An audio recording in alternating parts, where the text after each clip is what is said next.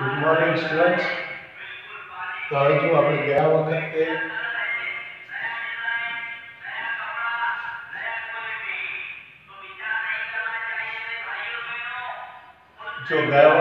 લેક્ચરમાં આપણે જોઈ ગયા કે આલ્ફા કણના સોનાના વારક ઉપરથી પ્રકિરણનો જે પ્રયોગ હતો એ પ્રયોગના પરિણામો પરથી રુથરફર્ડે આપણને પરમાણુ મોડેલની કંઈક રચના સમજાવવાનો પ્રયત્ન કર્યો, એટલે કે પરમાણુની રચના સમજાવવાનો પ્રયત્ન કર્યો. પહેલા એણે શું કહ્યું કે પરમાણુ એટલે બે ભાગમાં વહેંચાયેલો હોય, જેમાં એક ભાગ એટલે કેન્દ્રીય ભાગ કે જેમાં પરમાણુનું સમગ્ર ધન વિદ્યુત ભાર અને એનું મોટા ભાગનું દળ એમાં કેન્દ્રિત થયા હોય, અને એ વિભાગને નામ આપ્યું પરમાણુ, ન્યુક્લિયસ. બીજો વિભાગ એટલે ન્યુક્લિયસની આસપાસ એ જુદી જુદી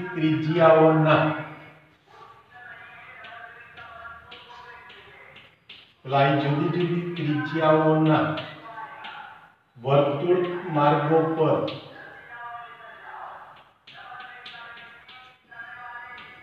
એ ગતિ કરતા ઇલેક્ટ્રોન એટલે ઋણ વિદ્યુત ભારિત ઇલેક્ટ્રોન એ આનો બીજો વિભાગ. તો આ રીતે પરમાણુની રચના માટે આપણને અહીં આગળ આ મોડેલ આપવાનો પ્રયત્ન કર્યો. ચાલો, આના પરથી એણે પરમાણુની અંદર કોઈ પણ કક્ષામાં ઇલેક્ટ્રોનની જે ઉર્જા છે એ ઉર્જા અને કક્ષાની ત્રિજ્યા બે વચ્ચેનો સંબંધ આપતું સૂત્ર મેળવવાનો પ્રયત્ન કર્યો. જોઈએ કઈ રીતે મેળવી શકાય. તો સૌથી પહેલી વાત કે ઇલેક્ટ્રોન જે છે એની વર્તુળ ગતિ માટે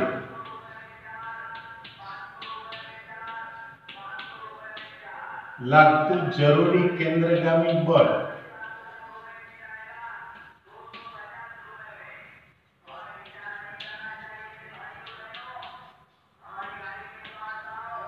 એ વિદ્યુતીય બળના સ્વરૂપમાં ન્યુક્લિયસ વડે મળે.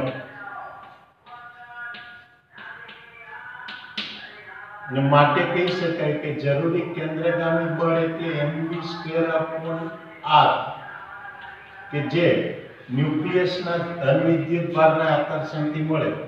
તો ન્યુક્લિયસમાં પ્રોટોન છે, પ્રોટોનનો વિદ્યુત ભારની કિંમત ઇલેક્ટ્રોનના વિદ્યુત ભાર જેટલી, પણ એની સંખ્યા તો કે પરમાણુ ક્રમાંક Z જેટલી, એટલે Z × E આ ન્યુક્લિયસનો વિદ્યુત ભાર થયો, ઇન્ટુ ઇલેક્ટ્રોનનો વિદ્યુત ભાર એટલે E, તો છેદમાં બળ માટે અહીંયા આગળ 4πε0 અને r².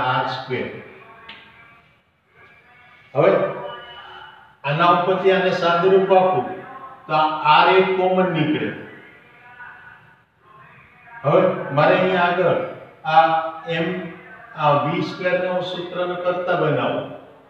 એટલે આ જે સૂત્ર છે કે પહેલા તો હું આમ કહી શકું કે આ mv² બરાબર Ze²/4πε0r, અને માટે કહી શકાય કે 1/2 mv² બરાબર Ze²/8πε0r. એટલે આ મને વર્તુળ ગતિમાં ઇલેક્ટ્રોનની ગતિ ઉર્જા મળે.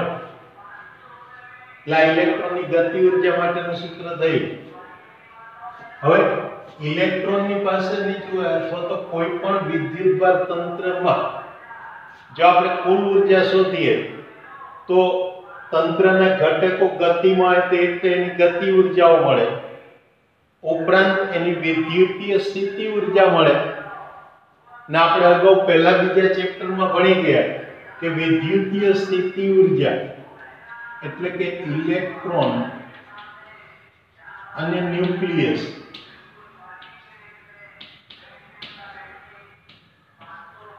ની વિદ્યુતીય સ્થિતિ ઉર્જા શોધો તે વિદ્યુતીય સ્થિતિ ઉર્જા એને જો હું UE કહું તો એ સૂત્ર પ્રમાણે K Q1 Q2 upon R. Q1 એટલે કે એક વિદ્યુતભાર એટલે અહીંયા ન્યુક્લિયસનો વિદ્યુતભાર Zd. Q2 એટલે ઇલેક્ટ્રોનનો વિદ્યુતભાર એટલે અહીંયા આગળ Ze² છેદમાં આ 4 pi square epsilon naught into R². પણ અહીંયા આગળ ન્યુક્લિયસમાં ધન વિદ્યુતભાર, ઇલેક્ટ્રોનનો ઋણ વિદ્યુતભાર, પરિણામે Q1 ધન આવે તો Q2 ઋણ થાય, એટલે આ સૂત્રમાં સ્થિતિ ઉર્જા આપણને ઋણ મળશે. એટલે આ પ્રકારે આ ઇલેક્ટ્રોન અને ન્યુક્લિયસના તંત્રની સ્થિતિ ઉર્જા આપણને મળે. તો હવે આમ કહી શકાય કે માટે ઇલેક્ટ્રોનની કુલ ઉર્જા, એટલે કુલ ઉર્જાને હું E કહું તો એ કુલ ઉર્જા બરાબર એની ગતિ ઉર્જા વત્તા સ્થિતિ ઉર્જા,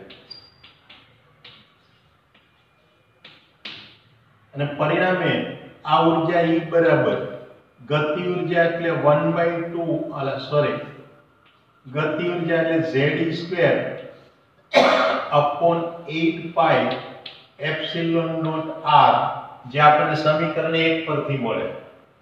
સ્થિતિ ઉર્જા એટલે સમીકરણ 2 પરથી minus Ze² upon 4 pi epsilon naught R².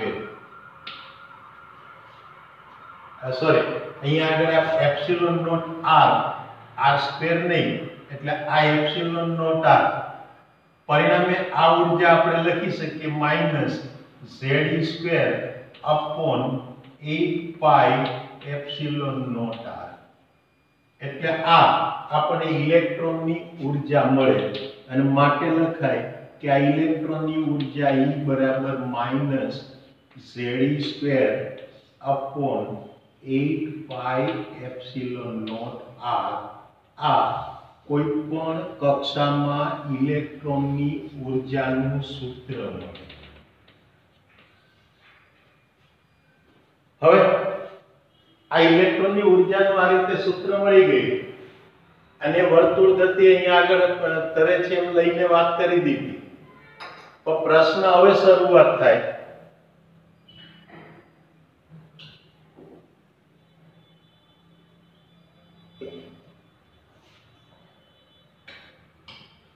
કે પ્રચલિત ભૌતિક શાસ્ત્ર અનુસાર આપણે એમ સાબિત કરી શકીએ કે પ્રવેગી ગતિ કરતો કોઈ પણ વિદ્યુતભાર એ પોતાની ગતિ દરમિયાન ઊર્જાનું વિકિરણ રૂપે ઉત્સર્જન કરે. હવે ઇલેક્ટ્રોન એ વિદ્યુતભારિત કણ છે, સાથે સાથે વર્તુળ માર્ગે ગતિ કરે છે, તેને કેન્દ્રગામી પ્રવેગ છે, એટલે એની ગતિ એ પ્રવેગી ગતિ છે. પરિણામે ઇલેક્ટ્રોન જ્યારે પરમાણુની અંદર કક્ષામાં, પોતાની કક્ષામાં વર્તુળ ગતિ કરતો હોય ત્યારે એ પોતે ઊર્જાનું સતત ઉત્સર્જન કરે. ઊર્જાનું એ ઉત્સર્જન કરે એટલે એની ઊર્જાની અંદર સતત ઘટાડો થતો જાય.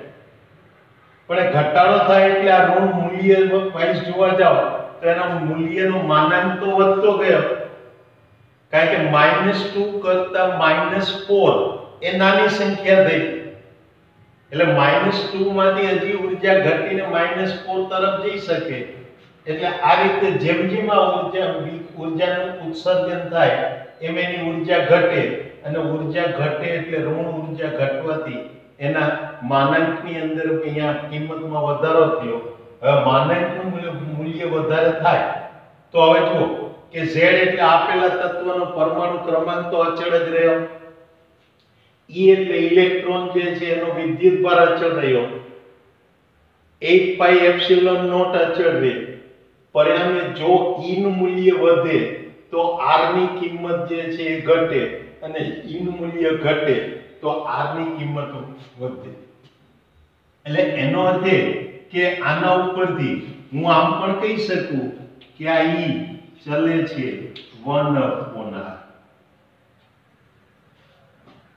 અથવા માઇનસ z²/8πε0 એને હું અચળ લઉં તો આ ઈ ચલે છે 1/r એટલે જો ઊર્જા ઘટે તો પેલી ઋણ છે અને ઋણ હોવાથી એ અહીંયા આગળ શું કહી શકાય કે તમે જેમ જેમ વિકિરણનું ઉત્સર્જન થાય એમ ઇલેક્ટ્રોનની વર્તુળ માર્ગની ત્રિજ્યામાં ઘટાડો થતો જાય અને જો ઇલેક્ટ્રોનની વર્તુળ માર્ગની ત્રિજ્યા ઘટે તો એનો ગતિપથ વર્તુળાકાર રહેવાના બદલે સ્પાઇરલ આકારનો થાય અને કોઈ એક સમયે ઇલેક્ટ્રોન ન્યુક્લિયસમાં સમાઈ જાય એટલે કે ન્યુક્લિયસમાં આત્મસમર્પણ કરી દે. આ રુધરફોર્ડના સૂત્ર પરથી પ્રચલિત ભૌતિક શાસ્ત્રના આધારે કહી શકાય. ફરીથી જુઓ શું કહી શકાય તો કે પ્રચલિત ભૌતિક શાસ્ત્ર અનુસાર પ્રવેગી ગતિ કરતો વિદ્યુત ભાર પોતાની ગતિ દરમિયાન ઊર્જાનું વિકિરણ રૂપે ઉત્સર્જન કરે. ઇલેક્ટ્રોનની વર્તુળ ગતિ એટલે પ્રવેગી ગતિ છે, પોતે વિદ્યુત ભાર ધરાવે છે એટલે વર્તુળ ગતિ દરમિયાન ઊર્જાનું ત્યાં વિકિરણ રૂપે ઉત્સર્જન કરે. એ વિકિરણ રૂપે ઊર્જાનું ઉત્સર્જન કરે એટલે એની ઊર્જા વધારે ઋણ થાય. પહેલેથી ઋણ તો છે જ, પાછી વધુ ઋણ થાય અને વધુ ઋણ થાય એટલે એની વર્તુળ માર્ગની ત્રિજ્યામાં ઘટાડો થતો જાય. એટલે આમ જેમ જેમ ઇલેક્ટ્રોન વર્તુળ ગતિ કરતો જાય એમ સતત એની ઊર્જા ઘટતી જાય, પરિણામે એના વર્તુળ માર્ગની ત્રિજ્યા સતત ઘટતી જાય અને ત્રિજ્યા ઘટતી હોય તો ઇલેક્ટ્રોનનો ગતિપથ વર્તુળાકારના બદલે સ્પાઇરલ આકારનો થાય. અને એક સમય એવો આવે કે ઇલેક્ટ્રોન એ વર્તુળ ગતિ દરમિયાન પોતે ન્યુક્લિયસની અંદર દાખલ થઈ જાય. પણ ક્યારેય કોઈ પણ ઇલેક્ટ્રોન આપમેળે ન્યુક્લિયસમાં દાખલ થઈ જતો નથી. એટલે એવી ક્યારેય આપણને ઘટના જોવા નહીં મળતી કે જેમાં ઇલેક્ટ્રોન એ ન્યુક્લિયસમાં આપમેળે દાખલ થતો હોય. પરિણામે આ આપણે રુધરફોર્ડની એક મોડેલની મર્યાદા દર્શાવે. એટલે આ રીતે રુધરફોર્ડનું મોડેલ એ પરમાણુમાં આ વિકિરણનું ઉત્સર્જન કઈ રીતે થાય છે અને ઇલેક્ટ્રોન એ સ્થિર કક્ષામાં કઈ રીતે ગતિ કરે છે એ સમજાવવામાં નિષ્ફળ ગયું. એટલે આ તો વાત રુધરફોર્ડ મોડેલની. પણ આના પરથી એક વસ્તુ આપણને જોવા મળે કે અહીંથી વિકિરણનું ઉત્સર્જન થાય અને જો વિકિરણનું ઉત્સર્જન થાય તો એ વિકિરણ એ વિદ્યુત ચુંબકીય તરંગ રૂપે ઉત્સર્જિત થતું હોય છે. પરિણામે વૈજ્ઞાનિકોએ આવા પરમાણુમાંથી ઉત્સર્જિત વિકિરણના અભ્યાસ કરવાનું શરૂ કર્યું અને એમાં હાઇડ્રોજન પરમાણુમાં ઇલેક્ટ્રોન જે વિકિરણ ઉત્સર્જન કરે એ વિકિરણના ઉત્સર્જનના અભ્યાસની શરૂઆત કરી.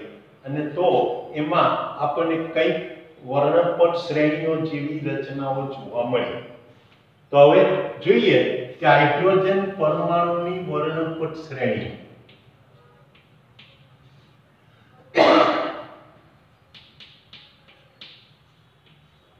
ચલો હાઇડ્રોજન પરમાણુ એમાંથી જે વિકિરણનું ઉત્સર્જન થાય તો એમાંથી આપણને કંઈક વર્ણપટ શ્રેણી મળે.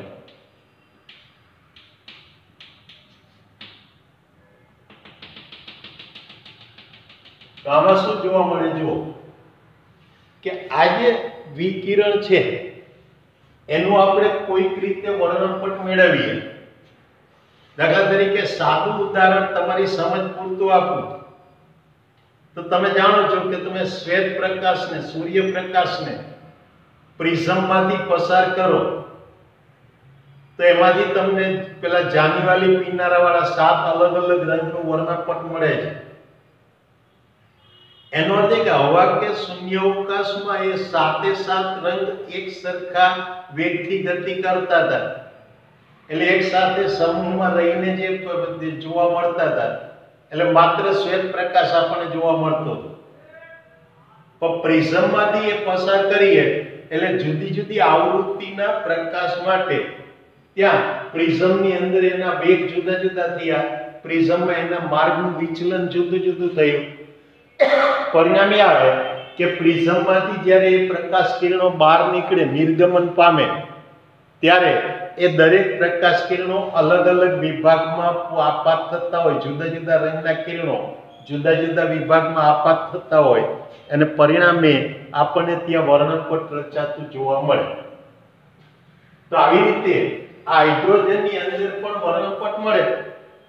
તો હવે અહીંયા જોઈએ કે પહેલા તો આ પરમાણુના વર્ણપટમાં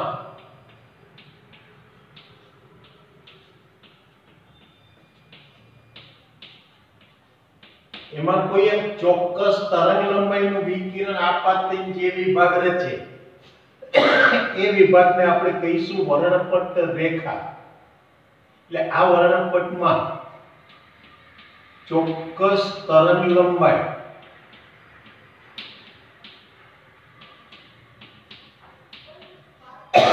ધરાવતા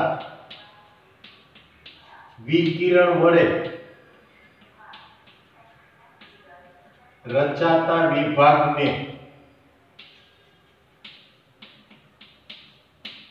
વર્ણપટ રેખા કહેવાય.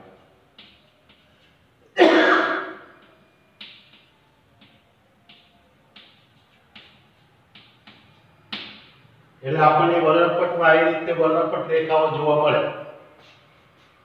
હવે એ વર્ણપટ રેખામાં પણ અમુક ચોક્કસ સંબંધ ધરાવતી એક કરતા વધારે વર્ણપટ રેખાઓનો જે સમૂહ મળે, એ સમૂહને આપણે નામ આપીશું વર્ણપટ શ્રેણી. એટલે આ તરંગ લંબાઈઓ વચ્ચે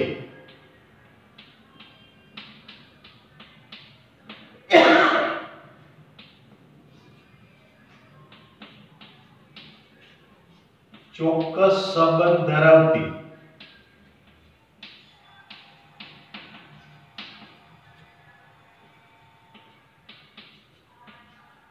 એક કરતા વધુ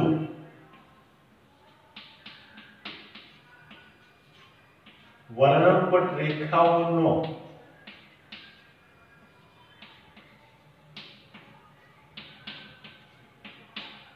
જે સમૂહ મળે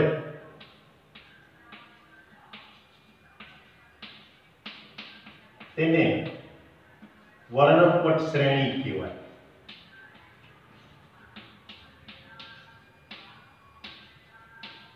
તો આ રીતે હાઇડ્રોજનના વર્ણપટની અંદર આપણે આવી વર્ણપટ શ્રેણીઓ જોવા મળે, એક કરતા વધારે વર્ણપટ શ્રેણીઓ જોવા મળે.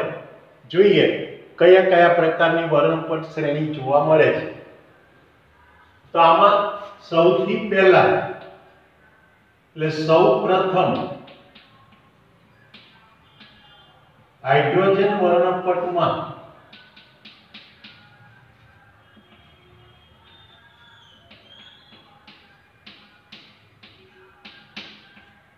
દ્રશ્ય વર્ણપટ વિભાગમાં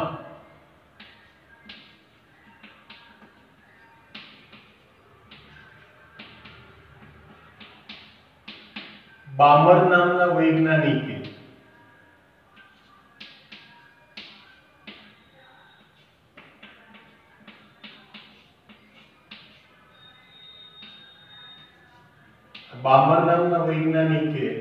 એક વર્ણપટ શ્રેણી શોધી.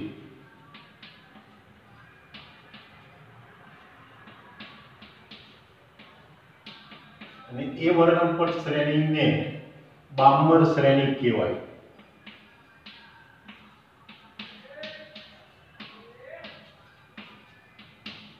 એટલે આમાં સૌથી પહેલી વર્ણપટ શ્રેણી આપણને બામર નામના વૈજ્ઞાનિકે મેળવીને આપી.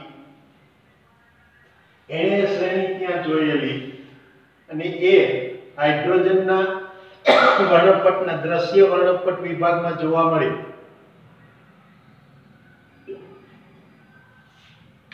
જો આ વર્ણપટ શ્રેણી લઈએ તો એ વર્ણપટ શ્રેણીની વર્ણપટ રેખાની તરંગ લંબાઈ માટે આપણને એક સૂત્ર જોવા મળે. એટલે હવે આના ઉપરથી હું આમ કહી શકું કે આ બામર શ્રેણીની વર્ણપટ રેખાઓ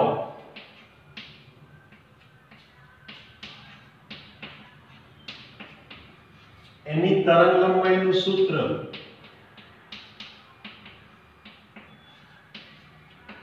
એ સૂત્ર કંઈક આ રીતે જોવા મળે. 1/λ બરાબર r ઇન્ટુ 1/2 નો સ્ક્વેર માઇનસ 1/n સ્ક્વેર, જ્યાં n બરાબર 3, 4, 5 વગેરે. એટલે આ એક વર્ણપટ શ્રેણીની અંદર વર્ણપટ રેખાની તરંગ લંબાઈનું સૂત્ર મળે. જો આમાં તમે n બરાબર 3 મૂકો તો આપણને h આલ્ફા રેખા મળે. એનો અર્થ એ કે અહીંયા આગળ જોઈએ તો સાદી ભાષામાં શું કહેવાય કે હાઇડ્રોજન પરમાણુમાં ઇલેક્ટ્રોન જો ત્રીજી કક્ષામાંથી બીજી કક્ષામાં સંક્રાંતિ કરે તો એ સંક્રાંતિ દરમિયાન એને જે વિકિરણનું ઉત્સર્જન કરેલું હોય એ વિકિરણની વર્ણપટ રેખાને આપણે h આલ્ફા રેખા કહેવાય. એ રીતે જો n બરાબર અહીંયા આગળ 4 હોય તો આ h બીટા રેખા કહેવાય. એટલે આ પ્રકારે h આલ્ફા બીટા ગેમા વગેરે રેખાઓ મળે. એટલે આ હાઇડ્રોજન વર્ણપટની અંદર આપણે આવી એક વર્ણપટ શ્રેણી જોવા મળી. પણ જ્યારે બામરને આ શ્રેણી શોધવામાં સફળતા મળી તો એના ઉપરથી પ્રોત્સાહિત થઈ અને બીજા વૈજ્ઞાનિકોએ વર્ણપટના બીજા અલગ અલગ વિભાગોમાં આવી અલગ અલગ વર્ણપટ શ્રેણી શોધવાની શરૂઆત કરી. અને એમાં આપણે જોઈએ તો પારજાંબલિક વર્ણપટ વિભાગમાં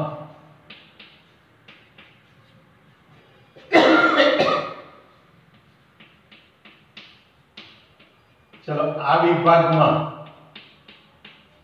જે આપણને શ્રેણી મળે એ શ્રેણીને આપણે નામ આપ્યું લાઇમન શ્રેણી, કારણ કે લાઇમન નામના વૈજ્ઞાનિકે શોધી. અને એની તરંગ લંબાઈ કે જેનું સૂત્ર એ 1/λ equal to r into 1/1 નો સ્ક્વેર માઇનસ 1/n સ્ક્વેર, જ્યાં n બરાબર 2, 3, 4 વગેરે. એટલે આ લાઇમન શ્રેણી મળે જ્યાં આ દરેકમાં r એટલે અચળાંક છે. એટલે અહીંયા r એ અચળાંક છે કે જેને રીડબર્ગનો અચળાંક કહેવાય.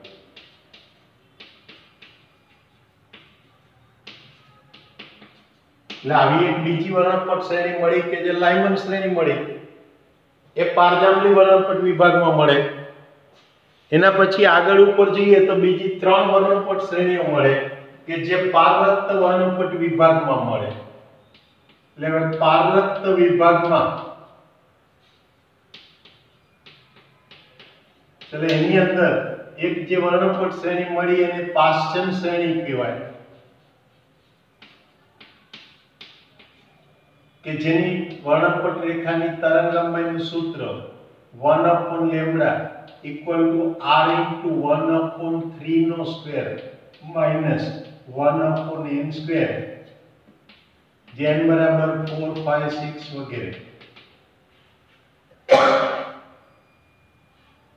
પાશ્ચન શ્રેણી પછી આમાં જ પારરક્ત વિભાગમાં બીજી જે એક શ્રેણી જોવા મળી એ બ્રેકેટ શ્રેણી કે જેના માટે તરંગ લંબાઈ 1/λ બરાબર r 1/4 નો સ્ક્વેર માઇનસ 1/n સ્ક્વેર, જ્યાં n બરાબર 5, 6 વગેરે. અને ત્યાર પછી અહીંયા આગળ શ્રેણી મળી એ ફંડ શ્રેણી કે જે 1/λ બરાબર r ઇન્ટુ 1/5² માઇનસ 1/n², કે જેમાં n ની કિંમત 6, 7 વગેરે મળે.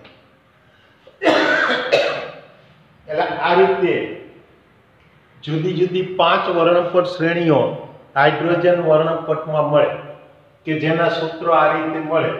અને આના ઉપરથી આપણે અહીંયા આગળ આ તરંગ લંબાઈનું એક સામાન્ય સૂત્ર લઈએ.